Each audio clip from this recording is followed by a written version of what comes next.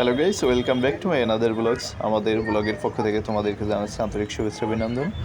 আমরা এখন চলে আসছি আমাদের জাতীয় সংসদ ভবনের সামনে। ওই যে পিছন তিনটি ভবন দেখা যাচ্ছে, ও তিনটি হচ্ছে এমপি হোস্টেল বা সংসদ সদস্যরা ওখানে বসবাস করেন, সরকারি বাসভবন তাদের। তো সংসদ ভবন সামনে প্রতিদিন বিকালে হাজার হাজার দর্শনার্থী ভিড় করেন। এখানে একটি ঘোরার জন্য খুবই নান্দনিক একটি জায়গা, কারণ এর পাশেই রয়েছে, এর পিছন সাইডেই রয়েছে জিয়া উদ্যান। তো যেটা মাঝে চন্দ্রিম উদ্যান নাম ছিল, যাই হোক।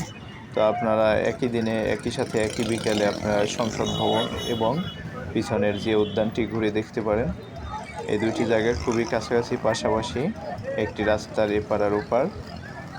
তো এই যে বলছিলাম যে এখানে এই যে দেখুন অনেক সুন্দরী আপুরাও এখানে ঘুরতে আসছেন। প্রতিদিন এখানে অনেক সুন্দরী আপু এবং হ্যান্ডসাম অনেক ভাইয়েরা ঘুরতে আসেন। এখানে নানা বয়সী মানুষজন ঘুরতে আসেন। খুবই সুন্দর একটি মনোরম পরিবেশ এখানে। তো যারা ঢাকা শহরে নতুন ঘুরতে আসেন বা বেড়াইতে আসেন স্বল্প সময়ের জন্য, তারা খুবই অল্প সময়ে এই জাতীয় সংসদ ভবন এবং জিয়া উদ্যানে একই বিকেলে ঘুরতে পারেন। এবং সকাল দিকে আপনারা চাইলে চিড়িয়াখানা সহ বোটানিক্যাল গার্ডেনও পাশাপাশি ওখানে ঘুরে আসতে পারেন। তো একই দিনে আপনারা 4টে স্পট ঘুরতে পারেন।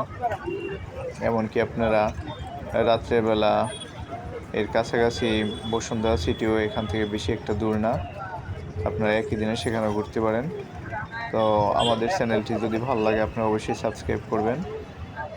এখানে প্রতিদিন বিকালে হাজার হাজার নারী পুরুষ, বিভিন্ন বয়সী মানুষ, বিভিন্ন পেশার মানুষ ঘুরতে আসেন।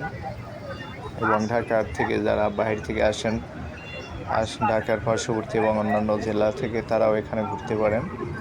যারা খুব স্বল্প সময় নিয়ে আসেন তারা একই দিনে একই সময়ে এই সংসদ ভবন এবং যে উদ্যান ঘুরে দেখতে পারেন।